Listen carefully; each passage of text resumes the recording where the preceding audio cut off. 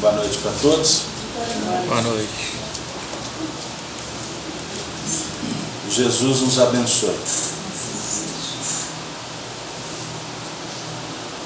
Nós estamos com muita alegria retornando às nossas atividades das sextas-feiras.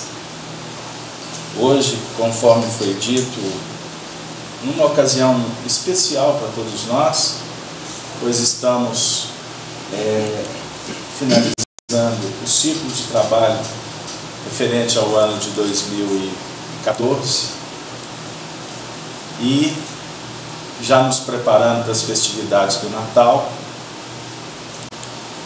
um momento de profunda importância para todos nós, porque fala sobre o nascimento de uma nova era, família, congressamentos, enfim. Então, que nós possamos nessa noite de hoje aproveitar de uma forma bem efetiva e afetiva essa oportunidade de estarmos na casa de Kardec mais uma vez. Nós antecipadamente avisamos que vamos dar uma interrupção e vamos retornar a partir do dia 21 de janeiro.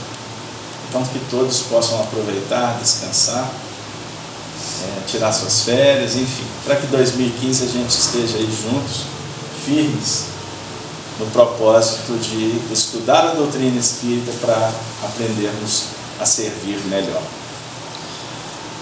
Hoje, especialmente, estudando o Livro dos Espíritos, que é a obra básica da doutrina espírita, nós vamos dar continuidade ao estudo da última semana, quando nós, na segunda parte, no capítulo 6, entramos no assunto relações de simpatia e de antipatia entre os espíritos, no tópico metades eternas. Nós trabalhamos a questão 296, 297, lemos uns trechos da 298.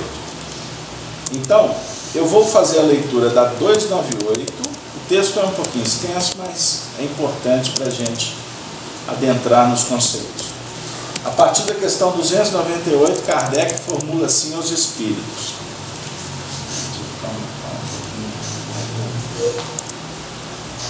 as almas que devem unir-se estão predestinadas a esta união desde a sua origem, e cada um de nós tem em alguma parte do universo a sua metade que fatalmente se unirá um dia? Resposta: não. Não existe união particular e fatal entre duas almas. Existe união entre todos os espíritos, mas em graus diferentes, segundo a categoria que ocupam, isto é, segundo a perfeição que tenham adquirido. Quanto mais perfeitos, tanto mais unidos.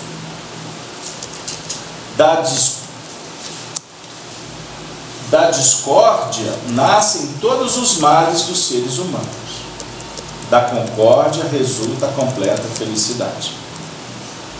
Pergunta 299. Em que sentido se deve entender a palavra metade, de que alguns espíritos se servem para designar os espíritos simpáticos? Resposta: a expressão não é exata. Se um espírito fosse a metade do outro, separado deste estaria incompleto. Pergunta de número 300. Uma vez reunidos, dois espíritos perfeitamente simpáticos permanecerão assim por toda a eternidade? Ou poderão separar-se e unir-se a outros espíritos? Resposta: todos os espíritos estão unidos entre si. Falo dos que atingiram a perfeição. Nas esferas inferiores, desde que um espírito se eleva, já não tem a mesma simpatia pelos que deixou. Pergunta 301. Dois espíritos simpáticos são complemento um do outro, ou essa simpatia resulta de perfeita identidade? Resposta: a simpatia que atrai um espírito para o outro resulta da perfeita concordância de seus pendores e instintos.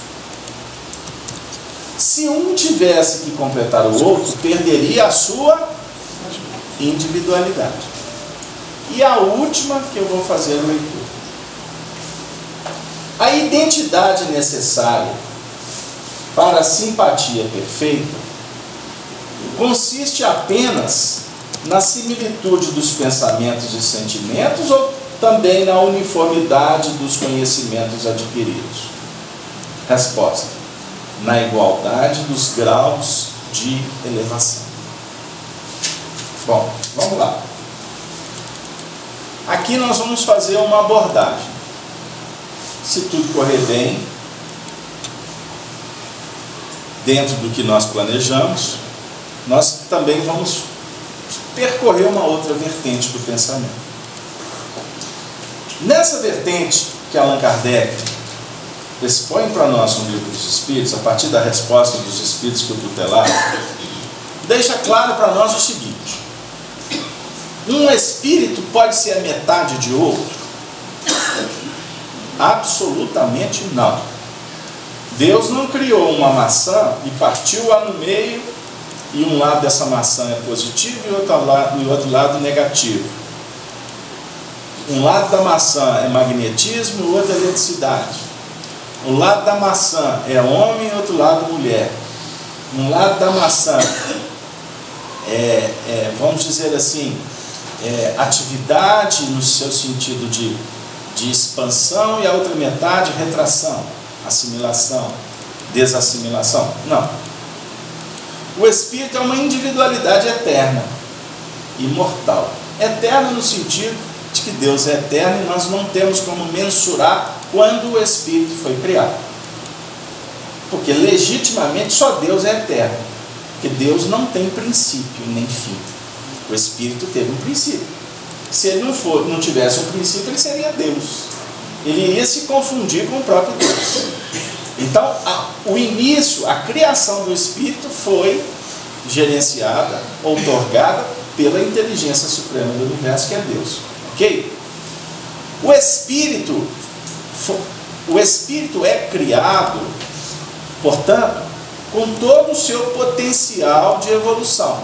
Simples, no sentido de, vamos dizer assim,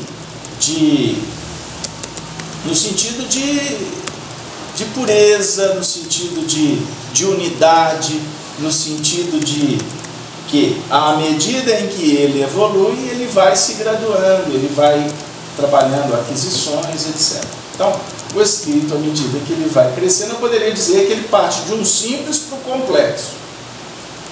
Mas ele é individualidade. Ficou claro isso? Bom, então, a questão da palavra metade não é exata. Não é exata no estudo espiritual. Porque se fosse metade do outro, quando separado, estaria este incompleto. Deu aí, gente? Nós estamos tratando a questão da unidade espiritual. O espírito não é dividido, ele não se divide, ele é unidade. Na pergunta 300, vem dizer o seguinte: uma vez reunidos dois espíritos perfeitamente simpáticos, permanecerão assim por toda a eternidade? Ou poderão separar-se e unir-se a outros espíritos? Então, volta ao assunto. Foi dito que não existe dois espíritos, um metade do outro. O assunto volta aqui nos seguintes termos: quando os espíritos são perfeitamente simpáticos nas relações entre os espíritos, se desenvolve a afinidade a partir da simpatia. Entendeu? Ou a afinidade gera simpatia. Como que? Isso é didático. Então, para que haja a simpatia, é necessário que exista princípios de similitude, né? Para que haja, portanto, interação. Para a gente formar uma molécula, a água, nós temos que ter o hidrogênio, né? O oxigênio e o hidrogênio. Eles se completam no sentido de atender a um objetivo. É um processo químico, é isso? Que define uma reação. Então, dois seres afins, quando se unem, é como se a gente estivesse unindo oxigênio e hidrogênio. Dentro de uma linguagem assim, muito simples, muito rasteira, mas para a gente entender. Ou seja, quando a lei de dualidade ela se fecha na unidade, não se preocupe, eu vou explicar. Quando ela se fecha na unidade, existe uma reação. O que eu estou querendo dizer? Quando eu estou intercambiando com o Gerson ali, que está cuidando da câmera, o Gerson é uma unidade, eu sou uma outra unidade, certo? Características bem próprias, gêneros distintos, ok? Mas quando eu intercambio com o Gerson, é como se eu estivesse unindo hidrogênio e oxigênio. Esta fusão de duas unidades, da dualidade, que se faz numa unidade, vai projetar então um resultado. Deu aí? Eu quero coar café, vou fazer um cafezinho, né? A Marisa lá da Alemanha fala que é água suja. Eu falei assim, que água suja boa, né? Eu vou fazer um café. Então eu vou pegar o pó do café, não é isso? Tem toda uma técnica. Mas para que haja, para que eu venha utilizar o pó do café, primeiro eu vou aquecer a água, não é verdade? Depois que a água estiver numa temperatura X, eu vou introduzir o pó do café, né? Muito gostoso quando é no coador de pano. Agora eu vou conversar com a minha turma lá da fazenda. Coador de pano, dá um sabor muito especial, né, Macaulay? Né? Aí tem gente que coloca açúcar lá no coador junto com o pó do café. Tem outros que fervem a água com o café sem colocar açúcar. Põe açúcar depois, não é? Tem uma turma aí que é sábia, que não põe açúcar, não é? Porque açúcar tira o gosto, não é? Ela altera, ela te engana, ela tira o sabor do café. Mas independente do açúcar antes, depois, do pó na água, do pó lá no coador e etc., vai sair um café. Ou seja, nós pegamos princípios e estabelecemos uma comunhão entre eles, fundimos, né? E essa fusão define uma reação. No caso nosso como espíritos, nós nos intercambiamos. E quando eu interajo com o semelhante, eu estou trabalhando então com a lei de unidade que gesta, que organiza o meu mundo íntimo. E essa lei de unidade passa a se intercambiar com outra lei de unidade. Elas são iguais, mas na aplicação dela é diferente. O que eu quero dizer? A Dora, ela tem uma regência sobre o mundo íntimo dela diferente da minha, certo? Como lidar com a lei é peculiar a cada um, mas o resultado de como eu vou operar no mundo íntimo, a lei é a mesma para todo mundo. Fiz-me claro, João? Está complicado o assunto? Não. Do jeito que você pensa, do jeito que você sente, você vai ajustar, vai alterar, vai apacentar, vai lubrificar, vai energizar, vai, enfim, promover reações sentimentais, emocionais, né? Enfim. Mas a lei é a mesma, é a lei de Deus, ela é inderrogável. Vou complicar um pouquinho mais. Jesus, no capítulo 14 do Evangelho de João, no primeiro versículo, Durval, ele fala assim, presta atenção: não se turbe o vosso coração. credes em Deus, credes também em mim. Na casa de meu pai há muitas moradas. Se não fosse assim, eu vou-lhe teria dito: vou preparar-vos lugar. Olha que interessante. Kardec fala que a casa do pai é o universo. As moradas são os mundos, né? Os planetas, né? E etc, etc, etc. E nós temos informação dos espíritos que tem moradas espirituais, cidades espirituais, etc, etc, etc. Mas existe uma morada também, que é uma morada íntima. Então a lei que funciona no microcosmo é a mesma do macrocosmo. É a mesma lei de fora que é aplicada dentro do seu mundo íntimo. Então, quando o seu pensamento está em ebulição, já que eu falei do...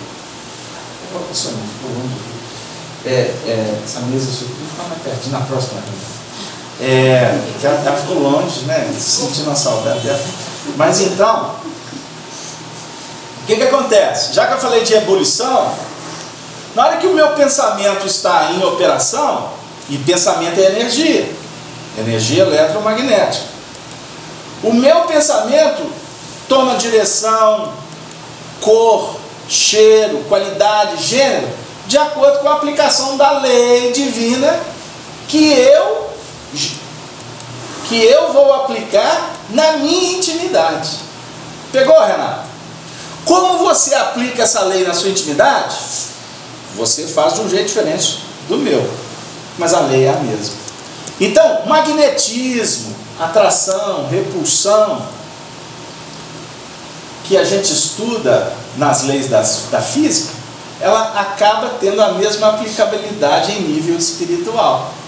Porém, não vou trabalhar com instrumentos físicos, eu vou trabalhar com um instrumento chamado mente.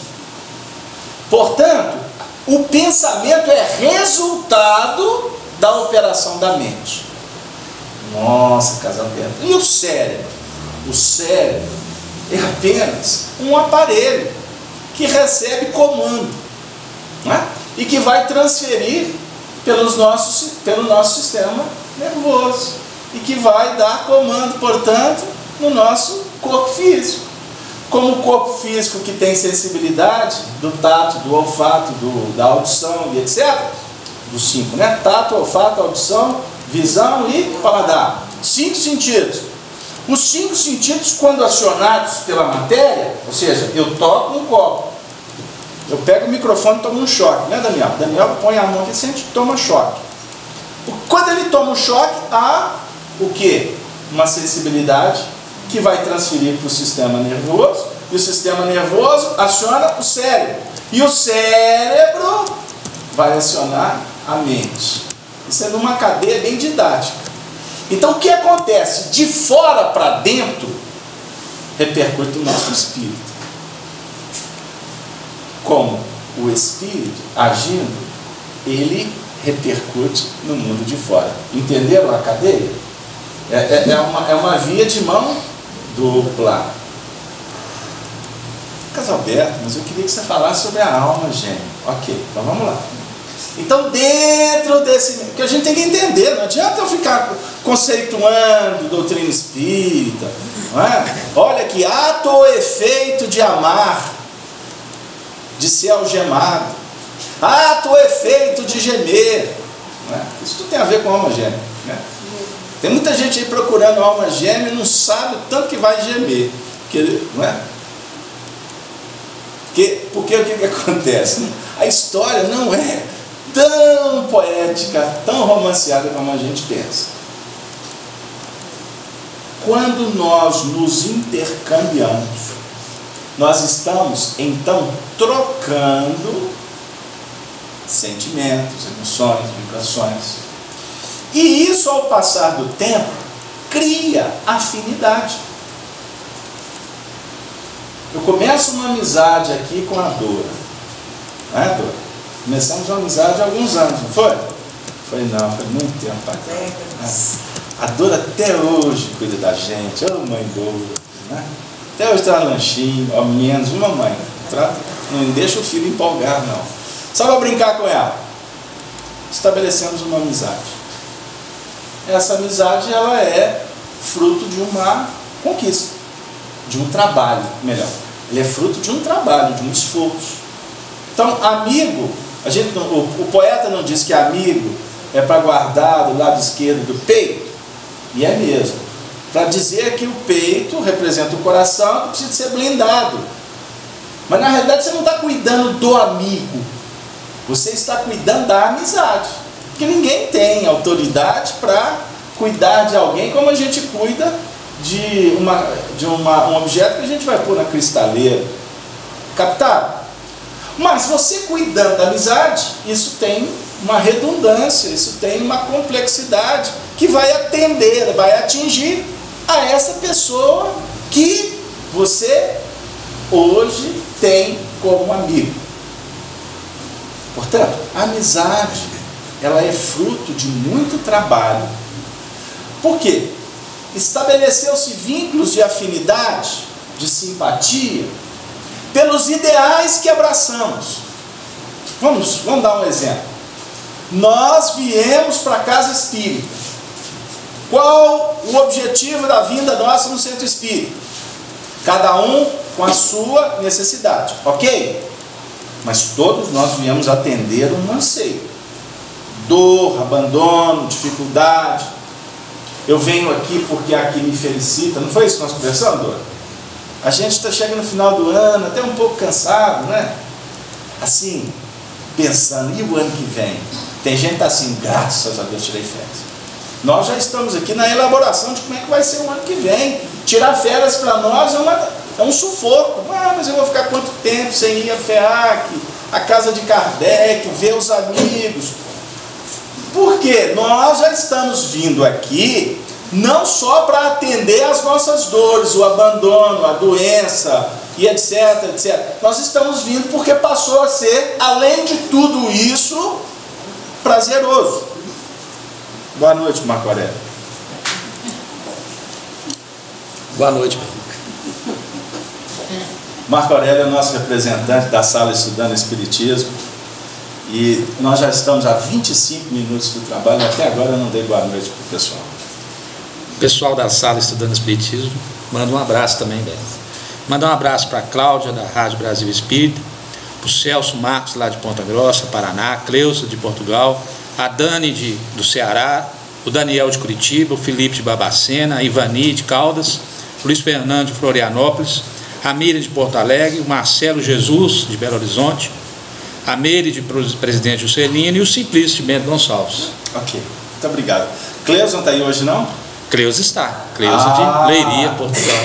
Pois é, e a Cleusa, eu estou devendo ela uma resposta.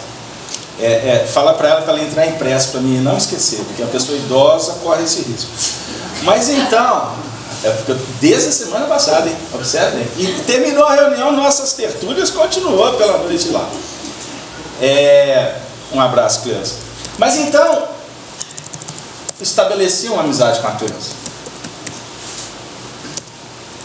Primeiro contato, segundo contato. Hoje nós nos intercambiamos, conversando sobre doutrina espírita. Como nós que já estamos aqui, não só para atender as dificuldades, mas viemos porque gostamos de vir mesmo, com isso nós vamos criando uma ambiência. Você começa olha para você ver aquele cantinho ali da ponta esquerda. Vocês verem, observem bem. A FEAC eu posso chamar de uma nave, né? Uma nave.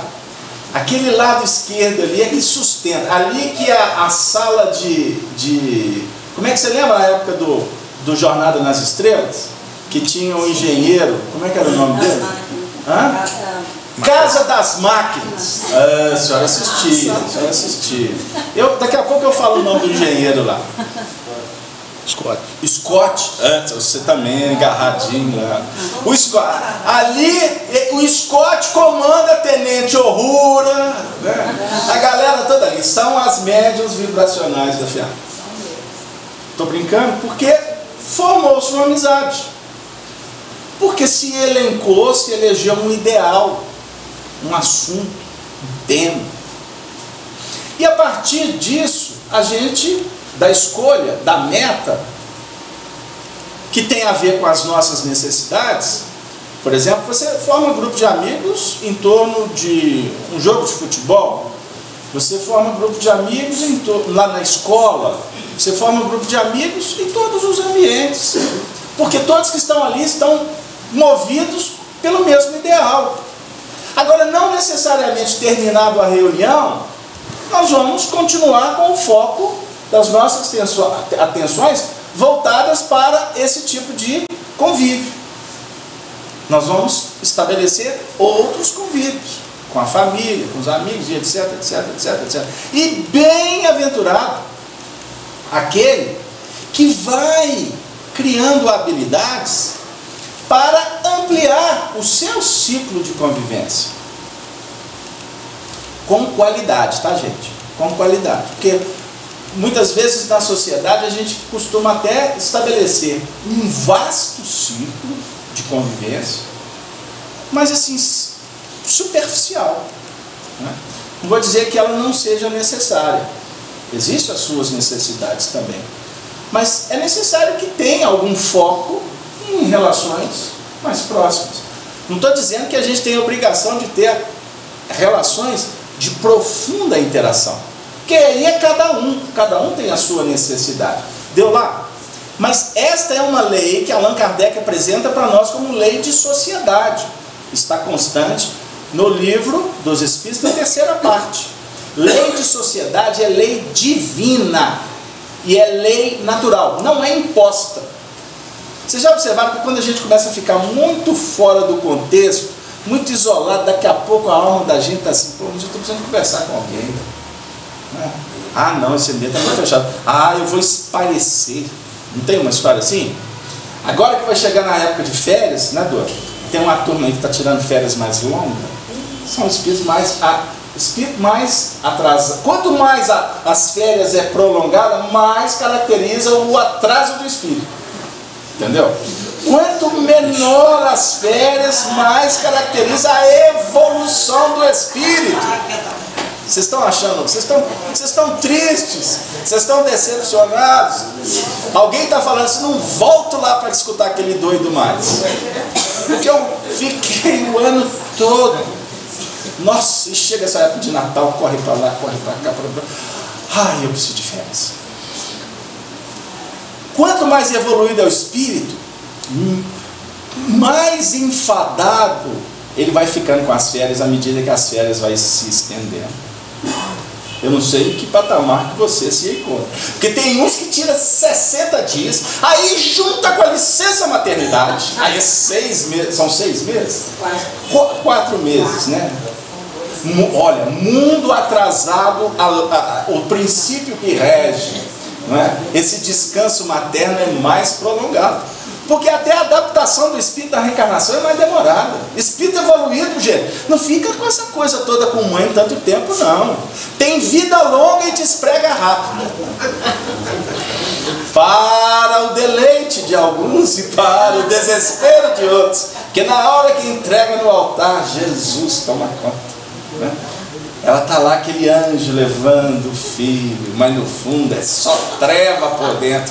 Aquela sirigaita está levando o meu anjinho. E olha que ele custou com 47 que encaixou o negócio. Mas vamos lá. Então, nas relações que vão se sendo estabelecidas, esquecem o contexto do casamento. Ah, já que eu falei, nós vamos então fortalecendo os laços. E vamos criando as simpatias que se estabelecem como sintonias de ideais e que vão definir a afinidade. Quanto mais envolvimento, quanto mais tempo, quanto mais circunstâncias que favoreçam reencontros, as almas que se identificam, elas vão entrando num patamar de uma relação que vai a cada momento se qualificando e se libertando das teias que nos vinculam com as coisas da paixão, com as questões de ordem material, no campo do egoísmo, no campo do orgulho. Então, e isso tudo vai contando para nós o que vem a ser um amor que liberta. Porque nas nossas relações ainda impera aquele desejo de ser atendido. E sendo atendido, o resultado, o que vem por trás disso é o apego. É aquela necessidade até de criar-se dependência. Por isso que quando se estabelece dependência pelos atendimentos egóicos que estão sendo realizados, quando há uma ruptura, e que essa ruptura, por exemplo, se estabelece em níveis complexos de paixões, de, vamos dizer assim, de desrespeito, de indiferença, as relações acabam se deteriorando de uma forma dolorida, se eu posso assim dizer. E cria-se dificuldades tamanhas que depois, para recuperar, para reestabelecer o vínculo, é necessário que haja um processo até terapêutico. Reencontros em posições que estabelecem vínculos carnais. Por exemplo, duas almas se tornaram antipáticas. Se são antipáticas, é porque antes houve simpatia. Ninguém fica antipatizado do outro, né? Se não houve como base um vínculo. Então essa história de que meu anjo não bate com o outro, isso é uma frase extremamente equivocada. Porque o anjo, que representa o benfeitor espiritual de todos nós, o nosso anjo guardião, ele está querendo promover para todos nós crescimento, aproximação, fraternidade, amizade. Quando você tem uma inspiração para brigar com alguém, não pense que é anjo guardião que está fazendo isso. Somos nós que estamos abrindo guardas para aquelas influências de espíritos que querem promover a cisânia, as brigas, as dificuldades, ok? Então a vida muitas vezes reaproxima os seres para que haja, portanto, como vamos dizer assim, uma recomposição dos sentimentos, para que o que está em nível de antipatia, de dificuldade, de ódio, possa, com o passar do tempo, retomar aqueles princípios que foram a base da sustentação desse nível de comprometimento, de amizade, etc. Ok. Então, vamos dar um salto para a gente voltar para o assunto. Não que a gente tenha desviado, mas é necessário a gente bater em alguns pontos para a gente entender. Porque se eu for falar aqui de almas afins, que são termos utilizados, almas gêmeas, a gente tem uma tendência a tratar o assunto como se fosse uma coisa física. Alma gêmea, é aquele homem que eu sempre sonhei, é aquela mulher dos sonhos, né? O meu ideal, é aquela que vai trazer só a felicidade, né? Aí a gente começa. Aí você vai verificar o seguinte: o que é felicidade? Aí você começa a desmembrar, você vai desmembrando o assunto, né? Eu queria que ela me tecesse de carícias, que ela me oferecesse isso, que ela me oferecesse aquilo, que ela, inclusive que ela não me xingasse, que ela não exigisse, olha, para vocês verem que pensamento machista é o meu. Mas eu tenho que trazer para o lado de cá, né, Marcão?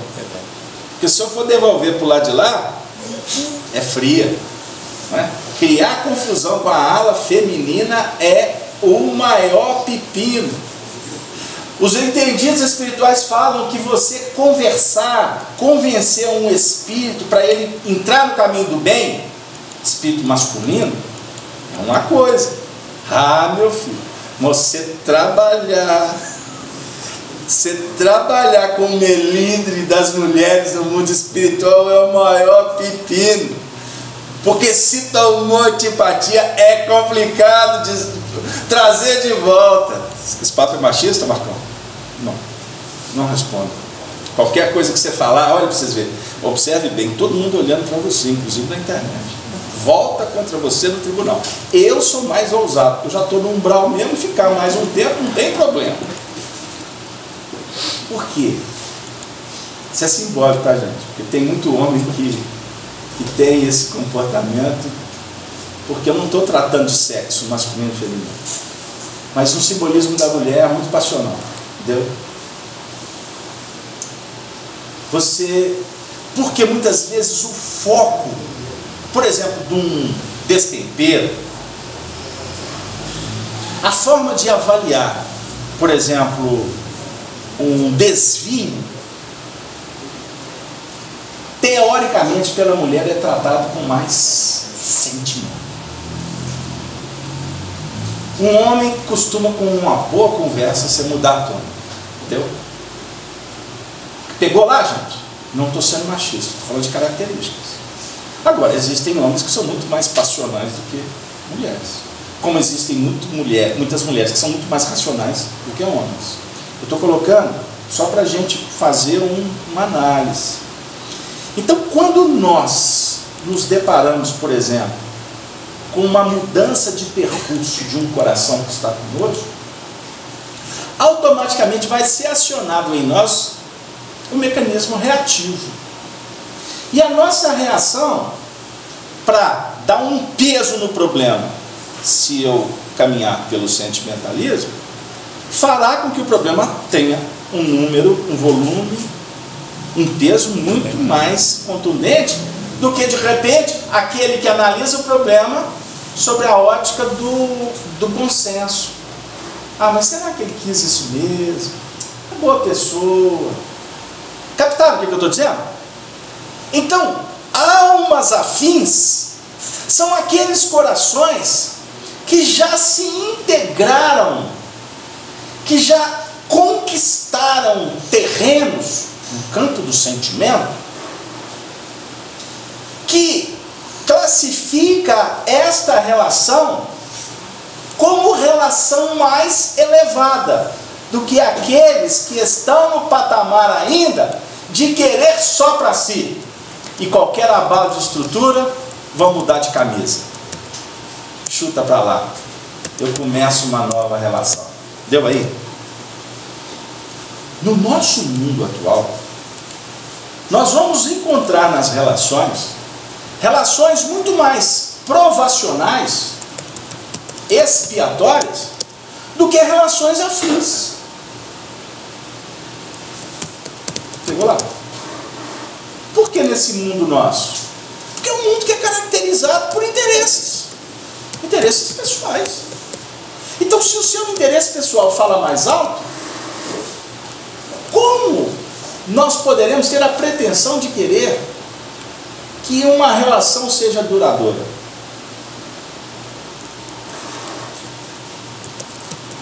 Por mais que você tenha, por exemplo, corações que são muito afins do teu, começa a trabalhar essa relação de sorte a escamotear, a vilipendiar, a desrespeitar, a baratear.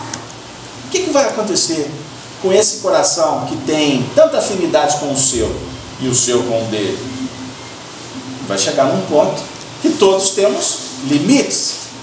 Chegará o momento que ele pode fazer a seguinte opção: eu fico aqui, mantenho o compromisso, mas será de um jeito diferente do que foi ontem. Aí do lado de cá vai falar assim: eu quero assim. Como existem também escolhas que vão dizer assim: eu não quero mais desse jeito. Eu não quero. Então tudo isso tem a ver com os limites de cada um. Limites de cada um. Se você perguntar para uma mãe qual que é o limite dela de amar, as mães por excelência, vão nos responder não com palavras discursivas, mas com comportamentos, que o amor é infindável. O amor não tem medida. Elas vão amar sempre. Se você for trabalhar com aquela mãe por excelência mesmo, que foi, por exemplo, destratada, abandonada pelo filho, costuma ela ainda te dizer assim: mas ele é meu filho. Então o que acontece aqui? Almas afins, almas que atingiram um grau tão elevado de intercâmbio, de amor, que detalhes que tem a ver com esses interesses nossos, como seres egoístas, ficam em segundo plano. Porque acaba que esse amor ele chega num patamar que entra nas raias da esperança de dias melhores, compreensão do processo de aprendizado que o indivíduo está vivendo, capacidade de sacrifício, porque esquece de si mesmo. Então, tudo isso nos ajuda a entender um pouco do que a espiritualidade vem falar sobre estas questões que têm a ver com as almas afins. Existem muitas almas afins aqui na Terra, que estão caminhando juntas. Existem muitas.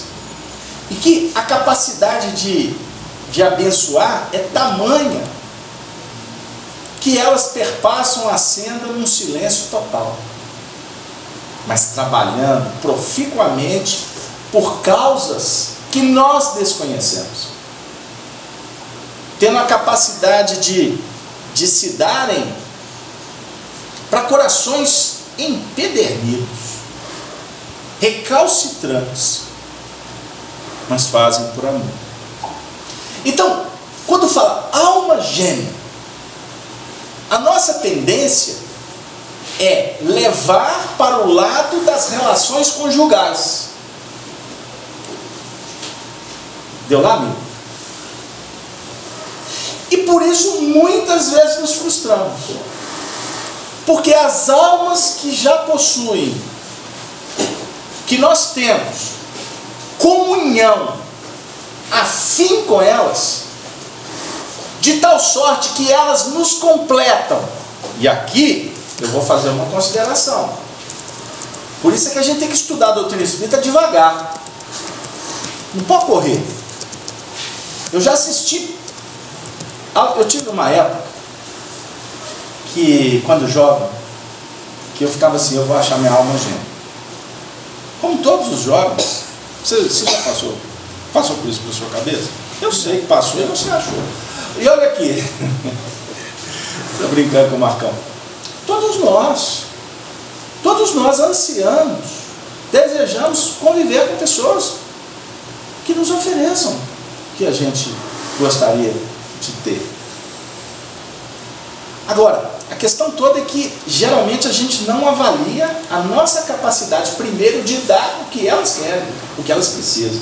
Querem não, o que elas precisam. A gente começa pensando no que ela vai nos atender. Deu aí? Aí o que acontece? Nós julgamos, numa primeira instância, a qualidade ou o nível de interação entre os seres através de comportamentos. E aí é que está o erro. Embora os comportamentos também falem. O comportamento do fruto da árvore vai falar da qualidade dessa árvore, não vai? O andar, o escrever, o declamar, o acalentar, o jeitinho que a pessoa anda. Quer ver como é que o povo se ajusta na cadeira? Do jeitinho que a pessoa senta. Tá bom? Agora ninguém mexeu, só porque eu falei. do jeito que a pessoa senta. No século XVII, 18, uma das encarnações do nosso querido Eurípides Barçanufo, ele desenvolveu uma ciência, na época, que é conhecida hoje por nós. Leitura, expressão corporal. Expressão corporal. A expressão corporal fala muito da gente. Quer ver? Não mudem de posição. Quando eu observo, eu estou conversando com alguém e essa pessoa está assim, ela pode estar me dizendo que ela está na retaguarda. Ela está fechada. Não tem problema nenhum a gente cruzar os braços, não, tá, gente? Por isso que eu falei assim, não mudem de posição, porque eu não estou analisando o comportamento de ninguém. A forma que o indivíduo olha para você, ele está te contando alguma coisa. A sabedoria antiga nos conta. Eu já citei isso aqui em estudos. Meu sogro, desencarnado, era muito aquela turma dos anos 30, dos anos 20, muito contundente, pessoal do interior, né, coronel. Ele falou assim: homem que não olha no meu olho não é homem. Eu falava isso, e ele tinha um vozeirão, eu até tremi quando eu comecei. Eu falei, não, onde que eu estou entrando? Primeira coisa que eu fiz foi olhar para ele, é assim? Estou brincando.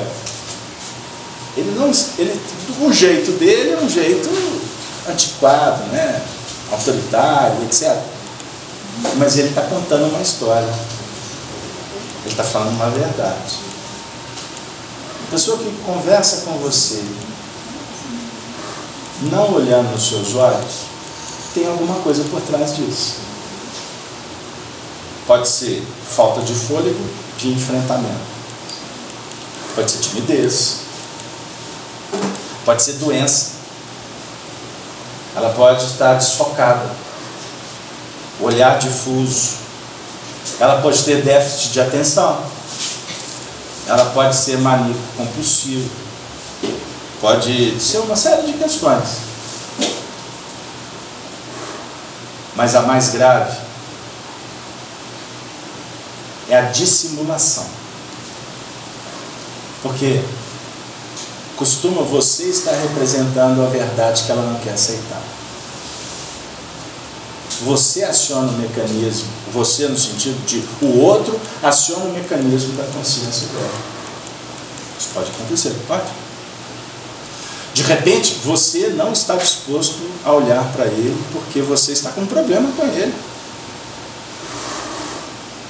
Então, nas nossas relações, nosso comportamento fala muito. Só que nós somos ainda tão incautos, nós somos tão incipientes, nós somos tão aprendizes, somos tão infantis, que a gente não valoriza determinadas coisas. Aí, por exemplo, a gente se permite ser engaiolado por comportamentos sociais. Mentiras. Então, numa relação, você não vai compreender o outro de pronto. Isso é obra do tempo. E aí a gente costuma, nas nossas brincadeiras fraternas, eu digo, tem pessoas que falam assim, eu conheço meu marido. Minha mulher, essa eu conheço. Você não se conhece, como é que você vai conhecer o outro? Não existe medidor de reações. Cada um de nós reagimos de acordo com a nossa condição, do momento ou a nossa posição espiritual. Jesus passou por algurias, ele foi flagelado. A reação dele foi a do silêncio. Foi do abençoar quem estava sendo algoz. A nossa reação, qualquer coisa que vai de encontro aos nossos interesses, a gente sai com a espada na mão. Pouca coisa. Mas é necessário que nós entendamos que a gente que quando se estabelece, quando a gente encontra ou reencontra no caminho aquelas almas que são familiares, almas afins,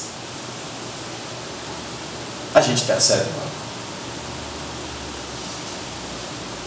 A gente percebe logo. Alguns espíritas mais radicais e apressados têm dificuldade de entender Emmanuel. No livro Consolador, da década de 30, quando ele questionado da seguinte forma, e ele vai trazer uma resposta que a princípio ela contradiz o Livro dos Espíritos. Será uma verdade a teoria das almas gêmeas? Será verdade? Resposta de Emmanuel: no sagrado ministério da vida, cada coração possui no infinito a alma gêmea da sua. Calma, vamos com calma. Companheira divina para a viagem à gloriosa imortalidade. Criadas umas para as outras. As almas gêmeas se buscam, sempre que separadas. Se buscam, sempre que separadas. A união perene é-lhes a aspiração suprema e indefinível. Milhares de seres, se transviados no crime ou na inconsciência, experimentam a separação das almas que os sustentam, com uma provação mais ríspida e dolorosa. E no drama das existências mais obscuras, vemos sempre a atração eterna das almas que se amam mais intimamente. Só um instante. Envolvendo umas para as outras, num turbilhão de ansiedades angustiosas. Atração que é superior a todas as expressões convencionais da vida terrestre. Quando se encontram no acervo dos trabalhos humanos, sentem-se de posse da felicidade real para os seus corações. A da ventura de sua união, pela qual não trocariam todos os impérios do mundo. E a única amargura que lhes empana a alegria é a perspectiva de uma nova separação pela morte.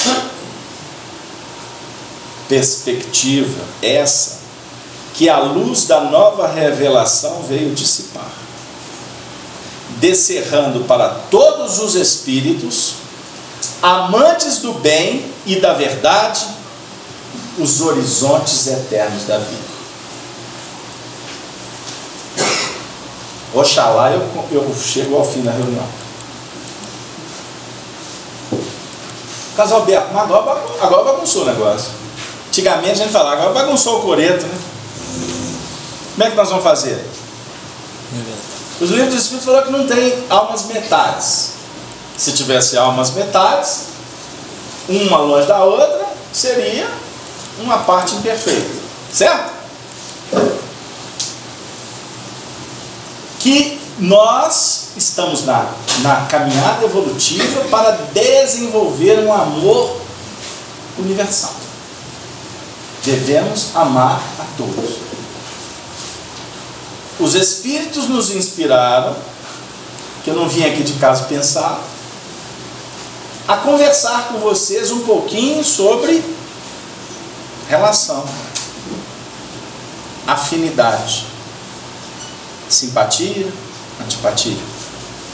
Eu falei para vocês que nós estabelecendo, como o Livro dos Espíritos aponta, um ideal, nós nos comungamos e fortalecemos os laços de amizade por causa desse ideal. Eu tenho, graças a Deus, muitos amigos dentro da doutrina espírita, do movimento espírita. Graças a Deus, eu tenho para mim que eu não tenho inimigos. Graças a Deus. Pode existir aqueles que não comungam com a nossa forma de agir, de pensar. Mas ninguém me jurou de morte, ninguém falou que ia acontecer uma desgraça na minha vida e que ele ia fazer né? Ninguém me disse que ia mexer com aquelas coisas. Embora eu sei que voodoo por aí deve existir, etc. Não estou preocupado com isso. Isso é só para a gente brincar um pouquinho. Não tive nenhum problema para ninguém colocar o meu retrato costurado na boca de um pobre sapo. Eu acho que não. A não ser que tenha uma mandingazinha aí com alguma que queria casar comigo que se deu mal.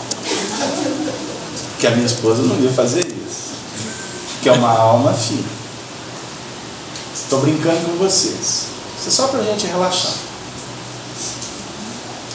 No movimento espírita, os amigos que eu fiz foi em torno de um objetivo só: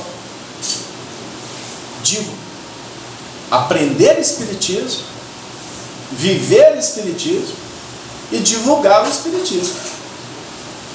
Todos nós aqui somos amigos, não somos?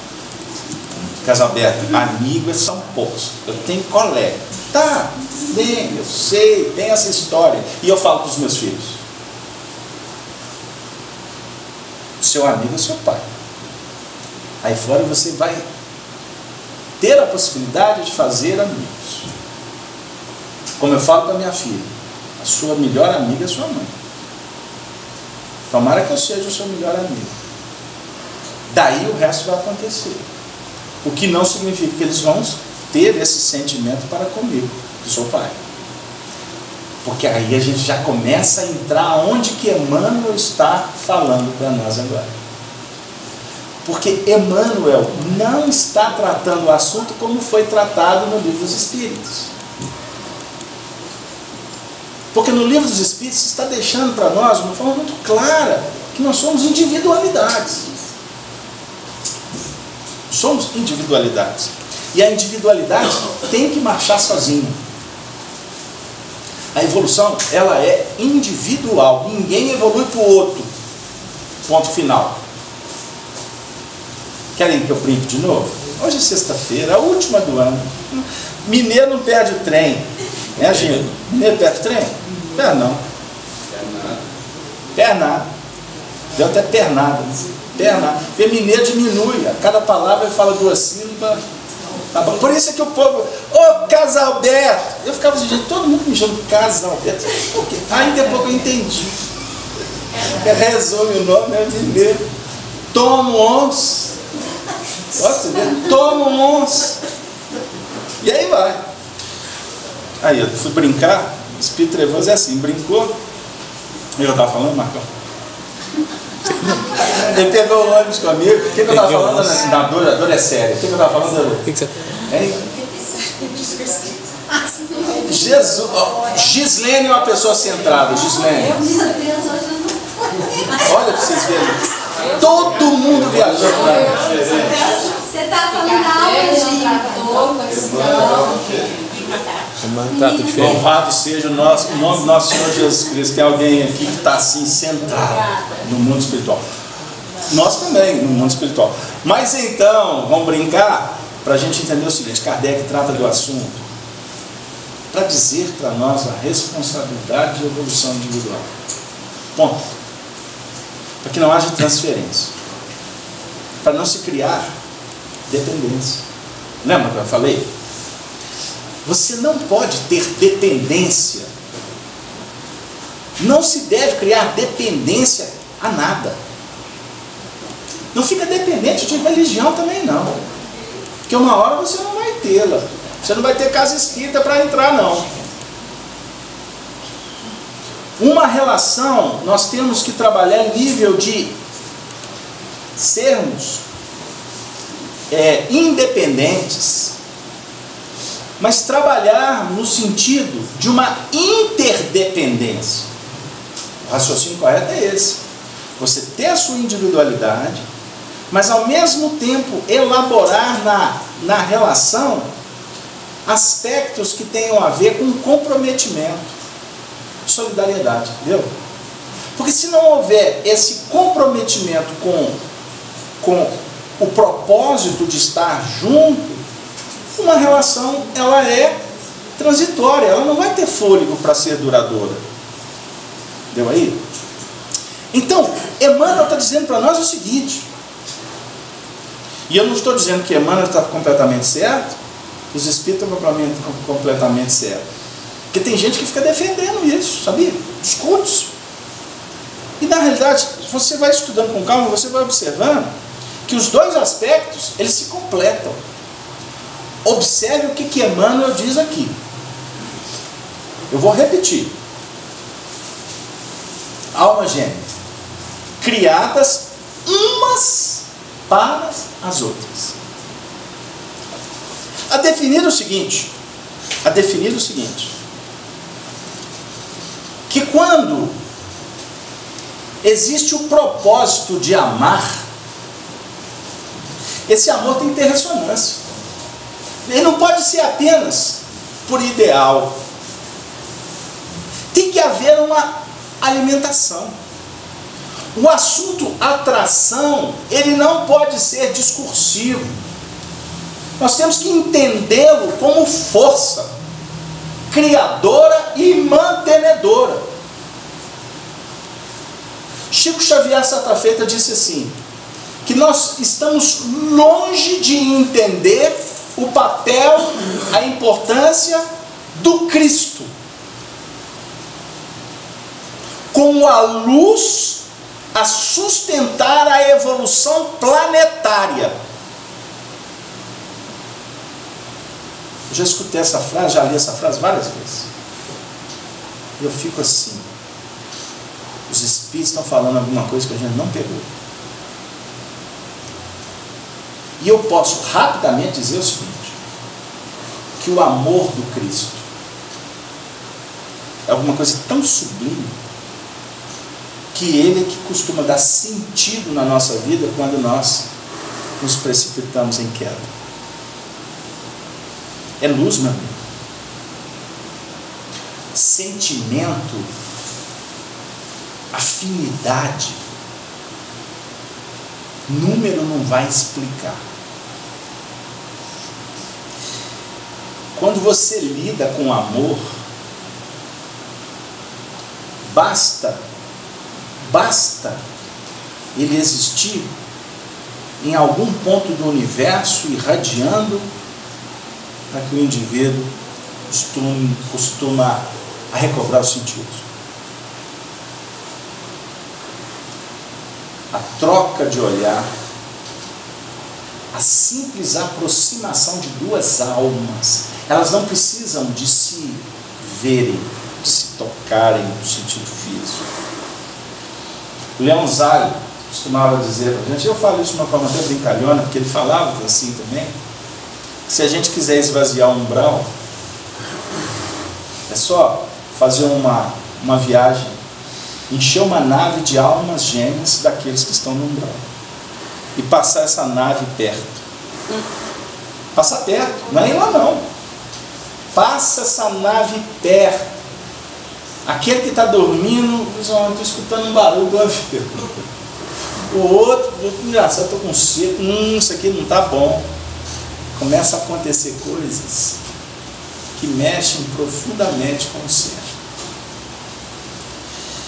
Observem o exemplo que ele vai dar. Eu gostaria de pedir a permissão para vocês, porque o assunto é extremamente delicado, mas muito importante. A atração das almas gêmeas é traço característico de todos os planos de luta na Terra? Resposta: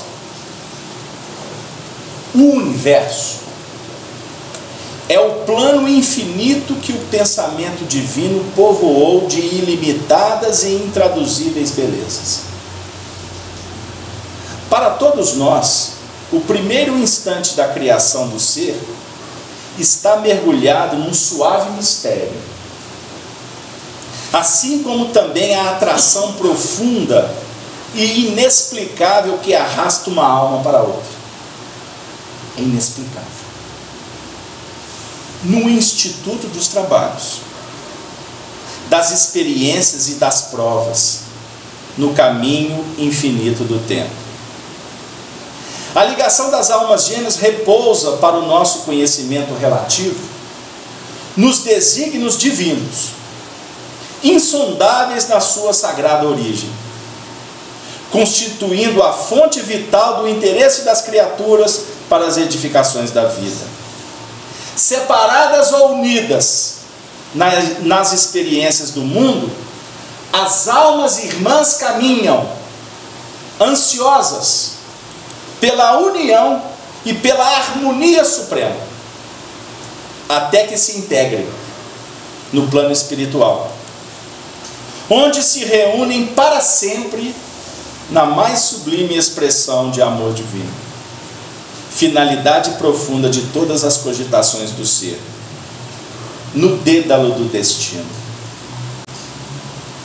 Ai, que vontade de ficar aqui lendo, porque ele vai falar dos reinos inferiores, da atração molecular, do magnetismo, do intercâmbio instintivo entre os animais, e dessa elaboração que vai, a partir do entendimento, da inteligência, alcançando voos que vão nos levar ao insondável. A resposta que está no Livro dos Espíritos está plenamente correta. Não existe duas metades, mas existem almas que foram criadas umas para as outras, e que caminham numa evolução em grupos afins. Então, olha, observe o que eu estou estendendo aqui. A gente lê lá no Evangelho segundo o Espiritismo que há a parentela corporal, que é transitória, tem vida curta, e há a parentela espiritual, que é perene, almas afins. Aí a gente só fica pensando no instituto da família consanguínea. E na realidade esses grupos que vão se intercambiando, que se completam, eles se completam energeticamente também, não é só por ideal. Lembra que eu falei aqui que nós estamos construindo laços de amizade a partir das escolhas, dos ideais. É isso aí. A lei de sociedade vai convidando a todos nós para caminhar pelo mundo fazendo amigos. Esta é a grande dica do Evangelho. Paulo de Tarso compreendeu com a sua psicologia profunda o que Jesus disse. Por isso é que ele afirmara também: granjeai amigos, mesmo com a riqueza das iniquidades, faça amigo. Não faça inimigo. Jesus não fala não, porque não é a lei. Jesus só diz faça, faça. Jesus não proíbe. Pegou lá? Proibição é para nos ajustarmos no contexto humano. Quer um exemplo? Nós estamos no momento no Brasil que estamos sendo convidados a viver a ética. Vocês viram o discurso da nossa dirigente? Brasileiros, vamos nos dar as mãos contra a corrupção. Tão bonito o discurso, não é? Vocês viram o que aconteceu no Congresso ontem? Eu não vou vir aqui falar de política, mas é só para a gente ter uma ideia. Vamos averiguar o problema da Petrobras, certinho? Mas não vamos trabalhar só com aqueles que deram as propinas. Nós vamos também discutir os que receberam as propinas e os políticos envolvidos no contexto, ok? Eticamente é essa a proposta. O que a situação fez? Se reuniu nos bastidores. Você viu isso? Se reuniu nos bastidores. A oposição esperando lá para votar, para que todos fossem investigados. A situação, o poder que administra o país, fizeram uma reunião paralela e chegaram já com os votos todos contados e unanimemente entre eles, todos votaram com acordos, com articulações, para derrubar a possibilidade deles serem investigados. Então, observemos. Eu estou dizendo isso com todo respeito, e o nosso palco aqui não é político. O nosso trabalho aqui é trabalhar política divina, porque vocês sabem que aqui não tem partido A ou B. Nós trabalhamos dentro de um projeto de unidade. O Brasil é um país, ele não é partido A ou B, porque o partido de hoje ele não vai existir amanhã, como não existiu ontem. Os homens são apenas usufrutuários das oportunidades. O sistema é corrupto desde Roma, lá na antiguidade. E não pense que isso vai ser resolvido agora. Quem está semeando agora as complicações, vai colher amanhã. Nós que somos o povo, que estamos colhendo o fruto das complicações, é porque fomos nós que semeamos ontem. Mas isso não vai acabar? Vai. Vai. Está acabando. Por quê? O poder que domina é minoria, embora ele tenha o poder sobre a maioria. Mas aonde que a espiritualidade investe? Nos líderes? Não. Embora os destinos estão sobre as rédeas daquele que é a luz do mundo. Não pensem que a nau está à deriva. Mas a espiritualidade, meu amigo, ela está investindo na base. Ela está investindo no processo de educação do povo. Não, mas com esse ensino que está aí. Mas quem disse que a educação se resume à escola? Quem pensa assim está fadado a se decepcionar. Porque a educação espiritual, ela começa lá no mundo espiritual. Se estabelece num cadinho chamado lar, família, berço. Nós estamos aqui sendo preparados para o futuro.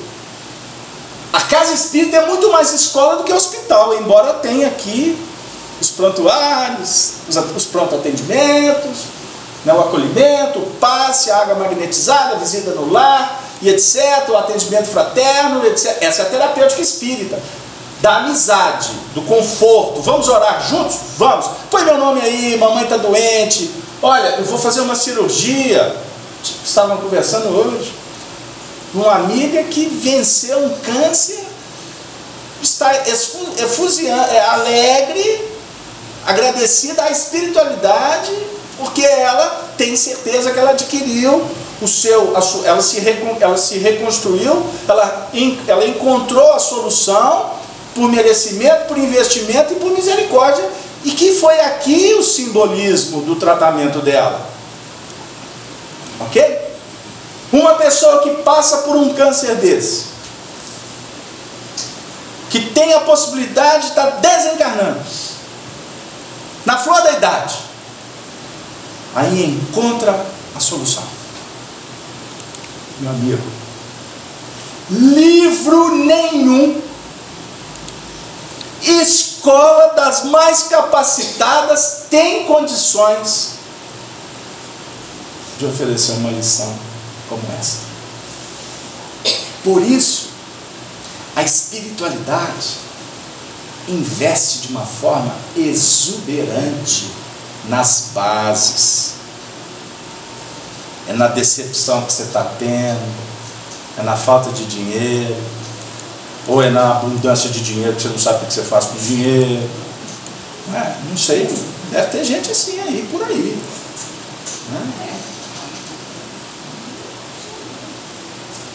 Inclusive na convivência com aqueles que não são afins. Entendeu? Porque esses que não são afins, que caracterizam grande parte das relações do mundo, eles representam exatamente a necessidade nossa de entender que nós não estamos no mundo para ser servido pelos entes. Nós estamos juntos para servi-los. Porque é dando é que você engrandece espiritualmente. É dividindo. Meu filho, mãe, dá um pedaço do seu bife aí. Só tem mais um. É o que está no prato da mamãe, ele já comeu dele. Toma, meu filho. É a mãe que abre mão por conta do filho. É assim que a gente vai entendendo pais que se esforçam para cuidar dos seus rebentos. Esta é a proposta. Agora, as almas que realmente são afins, no atual estágio evolucional nosso, com tanta imperfeição, com tanto egoísmo, será que nós temos merecimento de caminhar com elas?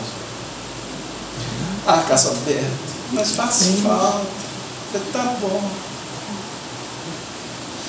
Mas para você ter esse merecimento, você precisa de felicitar aqueles que estão contigo, sendo amigo, respeitoso, etc. Inclusive encontrando estímulo para a oferta. Agora, nós não podemos esquecer de uma coisa, que a proposta do Evangelho é ampliar, portanto, o amor. Por isso que estas almas, que quando distantes, elas têm um papel extraordinário para que nós possamos, sem saber que elas existem, porque o grande lance é esse. E a própria espiritualidade, quando fecha o assunto, não tem. É para que a gente possa entender que o nosso foco tem que estar na responsabilidade, não nos devaneios. Entendeu? Captar.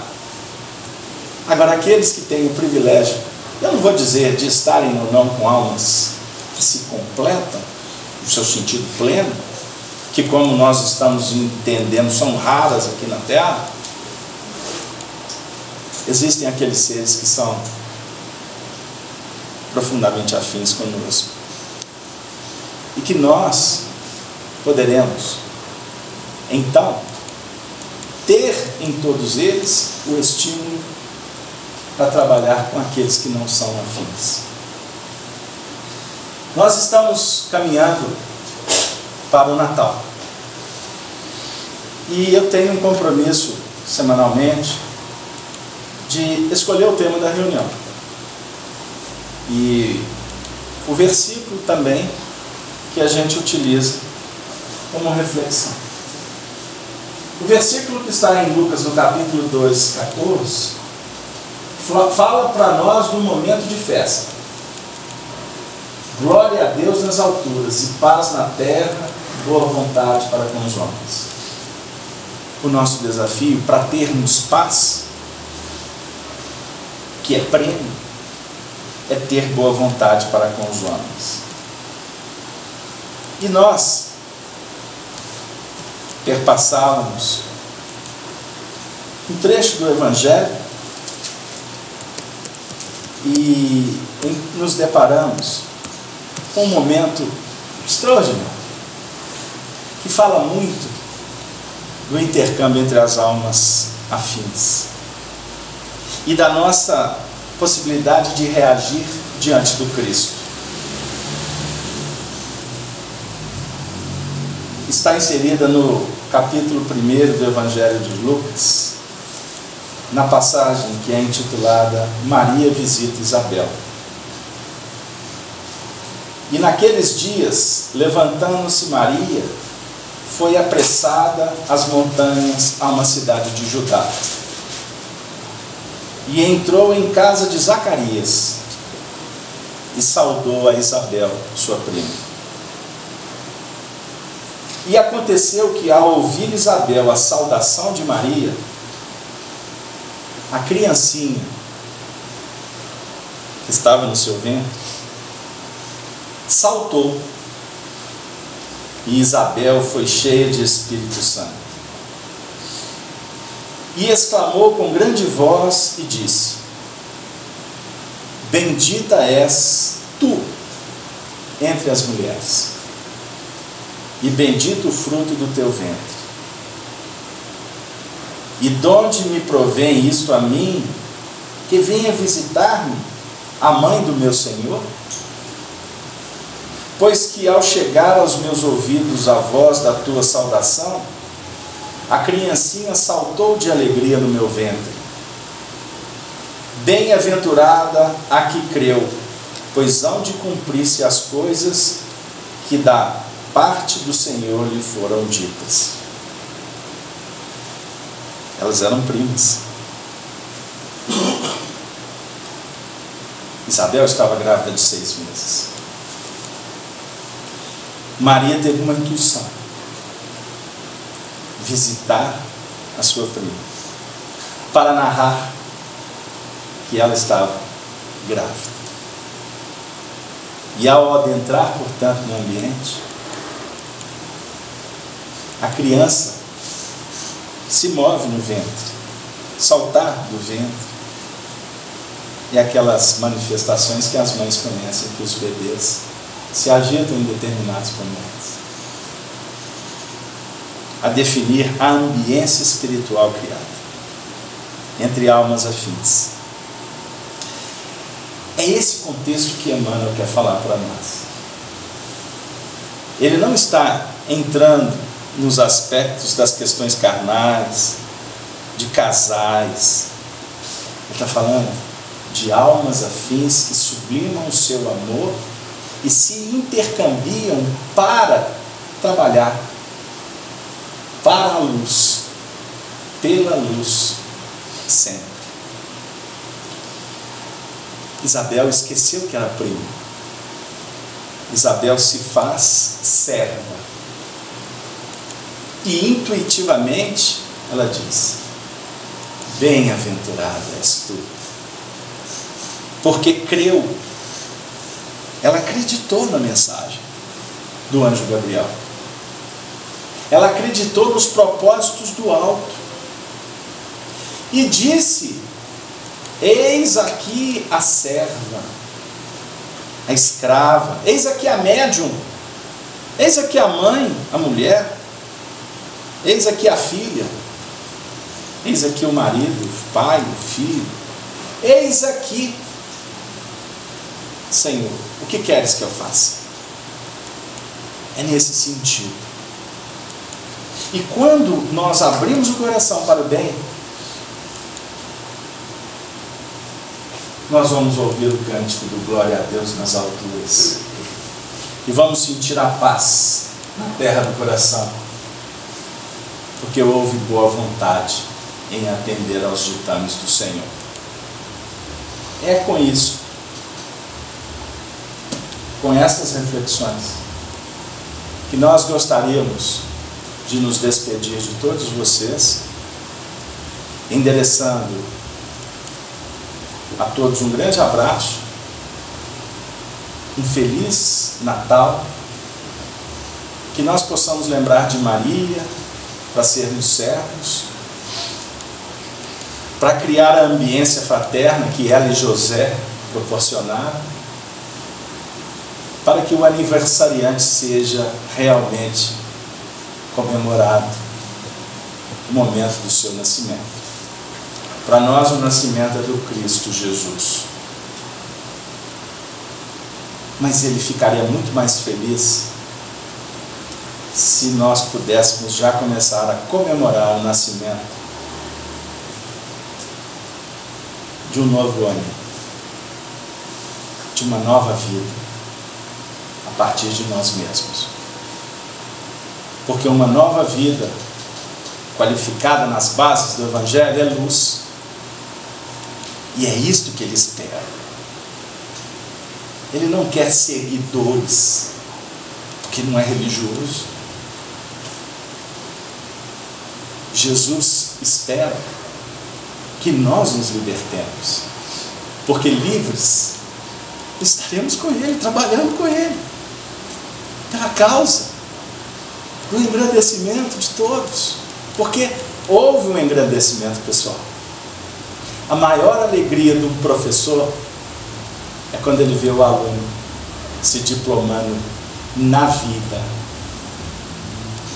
Não esqueça que foi Jesus quem disse: vós me chamais mestre, e dizeis bem, porque eu sou. É o que Ele gosta, o que Ele quer que nós entendamos na sua proposta. Educação espiritual. E o nosso amigo espiritual agora nos pede para que nós possamos reverenciar os professores. Vocês sabem que no Japão, o único cidadão que não tem a obrigação de fazer reverência ao imperador é o professor? Porque os imperadores dizem: sem os professores não existirão imperadores. Que Deus abençoe a todas as famílias, a todos vocês, que possam viver momentos de muita alegria, de muita sensibilidade e de preparação, para que o ano novo seja pródigo de trabalho, de aprendizado, no nosso caso, na seara cristã. E nós os aguardaremos a partir do dia 21 de janeiro do próximo ano, quando a Casa de Kardec, no mundo físico, voltamos às atividades. Porque no plano espiritual, esse hospital bendito, essa escola maravilhosa, ela não fecha suas portas. Sempre haverá um ponto de luz para os andarilhos que somos nós, que precisamos do referencial chamado Jesus. Tenham todos, portanto, muita paz, e que o nosso benfeitor Allan Kardec receba de todos nós aquele sentimento de profunda gratidão por ele estar nos apresentando Jesus como precursor da felicidade vindoura. Muita paz, que Maria Santíssima, portanto, esteja na família de todos, para que a gente reconstrua esse país nas bases da família evangelizada. Valeu, um beijo no coração, e nós vamos pedir que a Soninha faça a prece final por nós. Muito obrigado.